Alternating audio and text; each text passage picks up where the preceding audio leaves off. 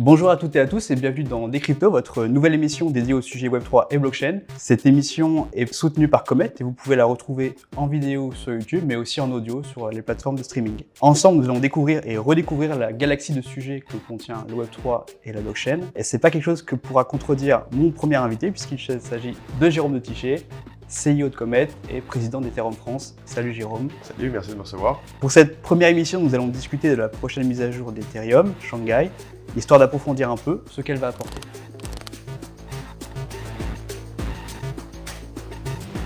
Ça fait très longtemps que tu es dans l'écosystème, on peut dire que tu es un doyen maintenant. Wow. Mais qu'est-ce qui t'a fait venir dans ce milieu-là? Est-ce qu'il y avait un angle particulier? C'était juste au départ pour l'investissement ou est-ce que c'était une question philosophique? Qu'est-ce qui t'a fait arriver dans ce milieu de la blockchain? Un peu des trois, mon général.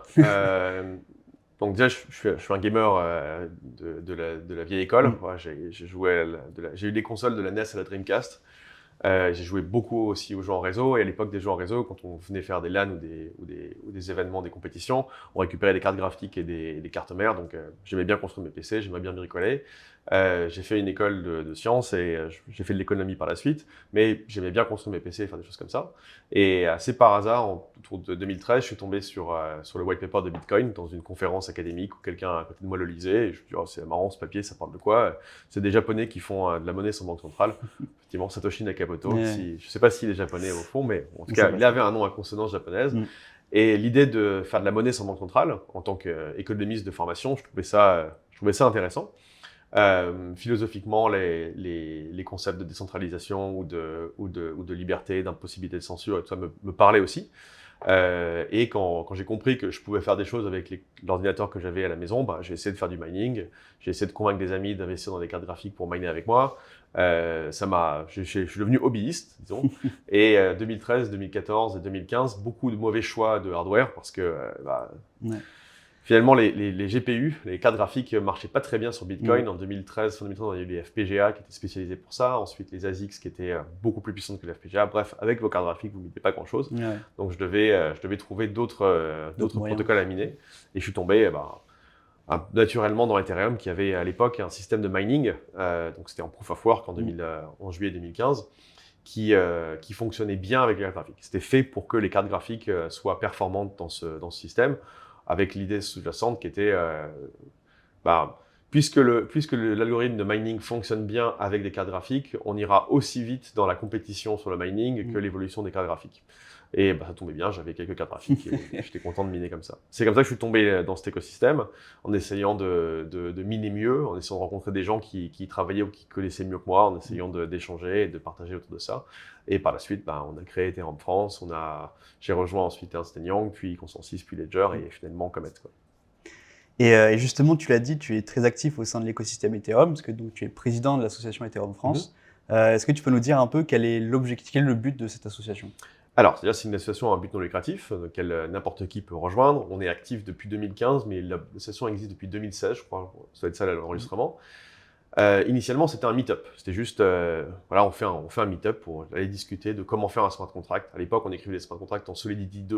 Donc ça date maintenant, on est sur du Solidity 8 et plus. Et aussi pour les mineurs et les hobbyistes de découvrir comment ça fonctionnait.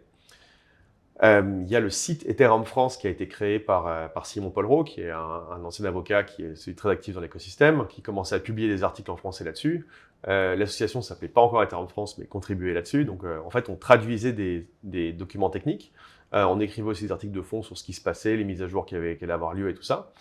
Et on faisait la publication de nos meet-up. Voilà, venez boire un verre, venez découvrir les smart contracts avec, je sais pas, Thibaut Schaeffer qui participait au truc de la fondation à l'époque et tout. Donc cette association, en fait, initialement, voulait simplement donner un lieu pour que les gens, donner un lieu et un rendez-vous pour que les gens puissent échanger. Et c'est donné pour mission de transmettre la connaissance sur la technologie blockchain et Ethereum. Donc on met blockchain et Ethereum parce que, en fait, on essaie d'être un maximum ouvert aux autres communautés, même s'il y a Ethereum dans le nom, quoi. On aime bien recevoir des gens d'autres écosystèmes, d'autres blockchains, d'autres approches, voire même d'autres horizons que la blockchain, mais toujours dans le but de permettre à nos membres et aux personnes intéressées d'apprendre à mieux se servir de cette technologie et de soutenir la recherche et les initiatives autour de ça. Et finalement, l'activité principale d'Ethereum France, c'est l'organisation de THCC, une conférence qui a lieu maintenant tous les ans en juillet à Paris, et aussi l'organisation de publication d'articles sur Ethereum France, où on va solliciter des personnalités de l'écosystème, ou les écrire nous-mêmes, ou les pousser comme ça. Et HCC, bon voilà, on prépare la 6e édition, qui est techniquement la 7e, parce qu'on avait fait une première conférence qui ne s'appelait pas encore HCC à Paris en 2017. Donc cette édition, on est quasiment la plus ancienne et la longest standing conférence en blockchain dans le monde.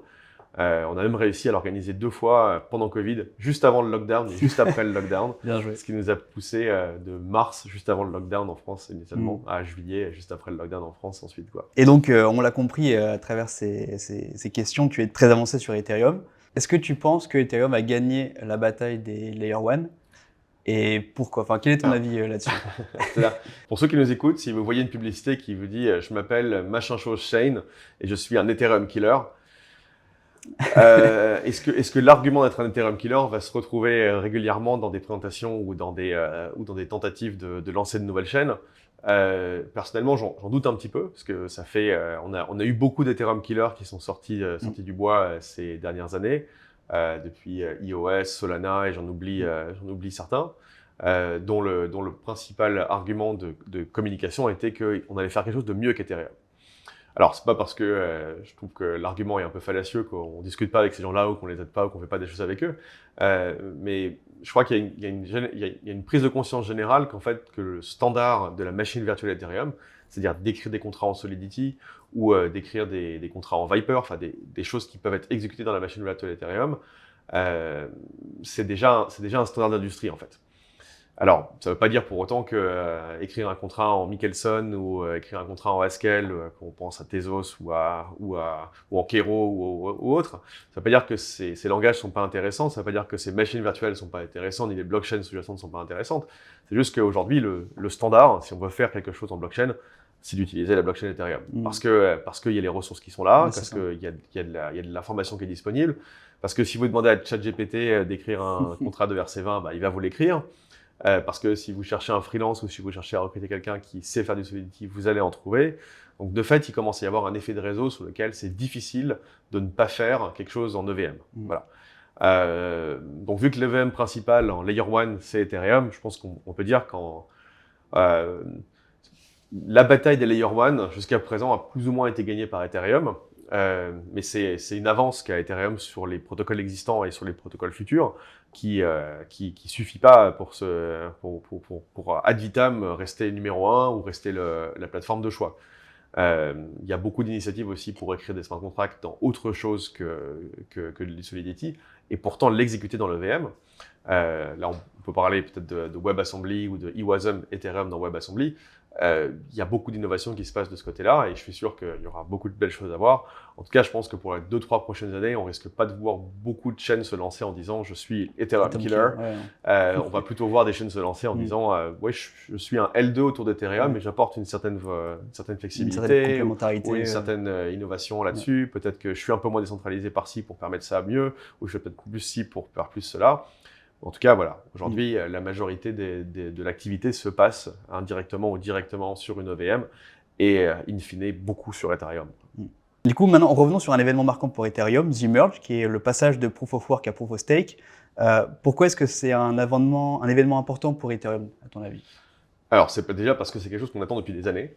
Donc, il y a déjà un effet, on attendait depuis longtemps. En fait, on imaginait au tout début d'Ethereum qu'on allait pouvoir passer en full Proof of Stake autour de 2017-2018, et ça n'a pas arrêté de juste glisser et d'être reporté. La première étape du merge, c'était décembre 2020, quand on a commencé à lancer la chaîne de staking. C'est-à-dire que le staking ne se passe pas dans le mainnet, il se passe dans la Beacon Chain. Donc la Beacon Chain existe depuis décembre 2020, 1er décembre 2020. Entre 1er décembre 2020 et septembre 2022, on était à la fois en staking et à la fois en Proof of Work. Et depuis septembre 2022, on n'est plus qu'en staking.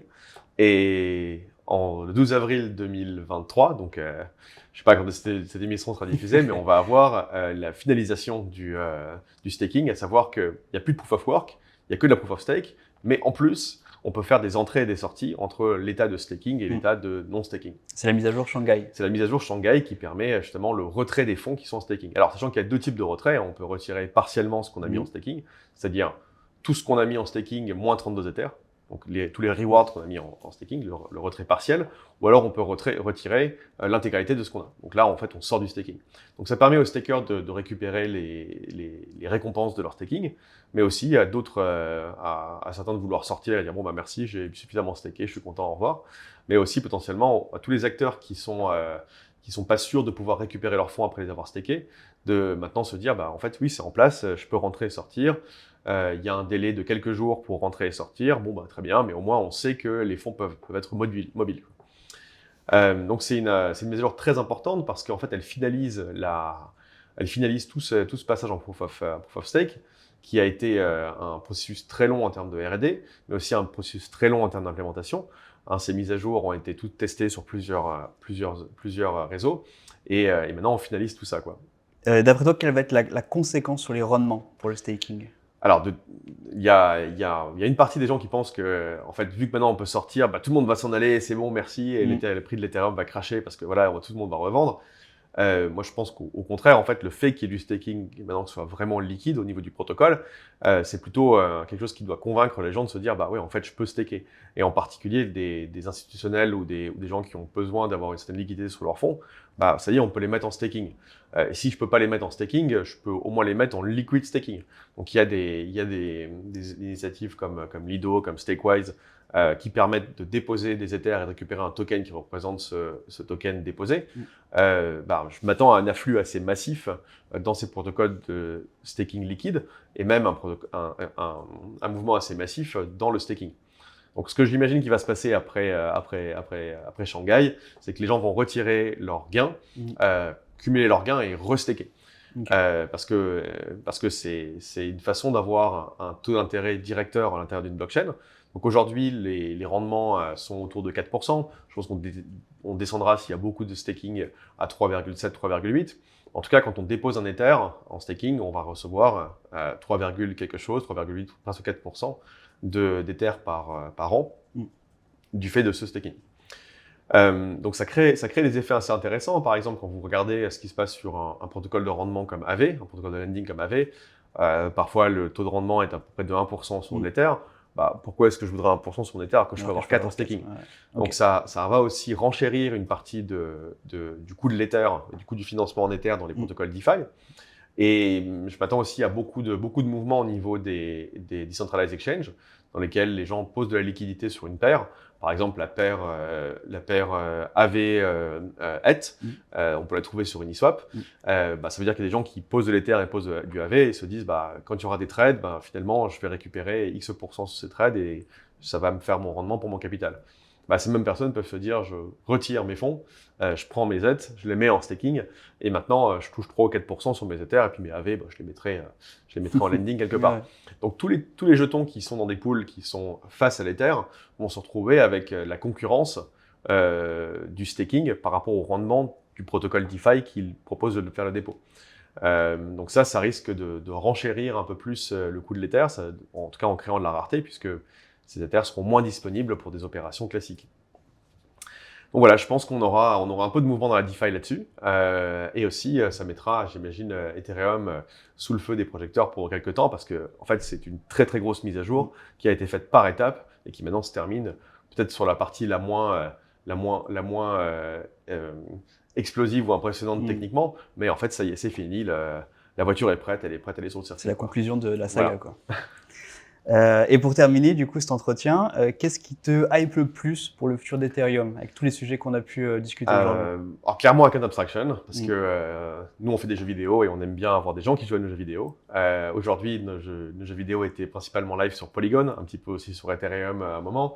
Mais bon, sur Polygon, il y a quelques centaines de milliers d'utilisateurs par mois. Donc quand on a plusieurs milliers d'utilisateurs par mois pour nous, ça fait qu'un pourcentage assez faible de ça. C'est difficile d'aller chercher des joueurs un peu classiques, parce que le bizutage de la blockchain est une étape difficile pour ces joueurs traditionnels.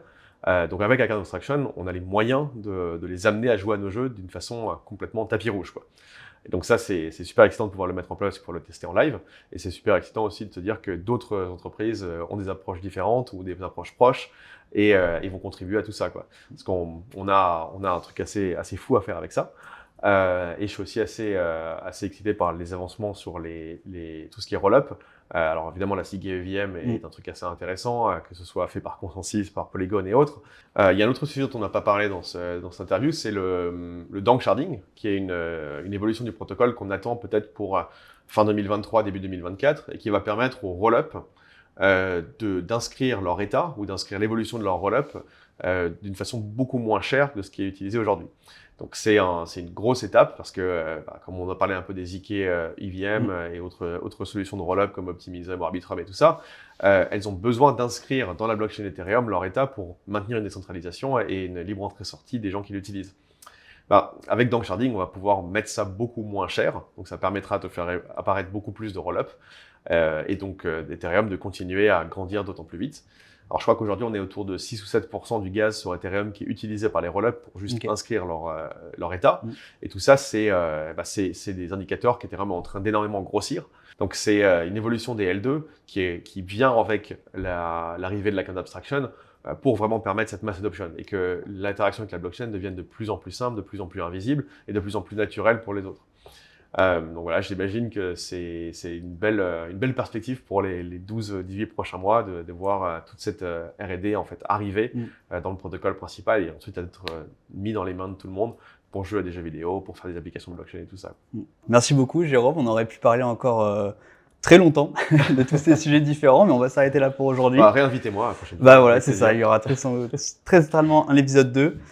Mais c'est déjà la fin de cette première émission de Décrypto. Merci à Jérôme d'avoir été là. Merci à vous. N'hésitez pas à nous faire des retours sur l'émission, voilà, s'il y a des choses que vous auriez aimé qu'on approfondisse encore plus. On se retrouve très vite pour une prochaine émission. En tout cas, n'hésitez pas à la suivre. Merci beaucoup, à la prochaine.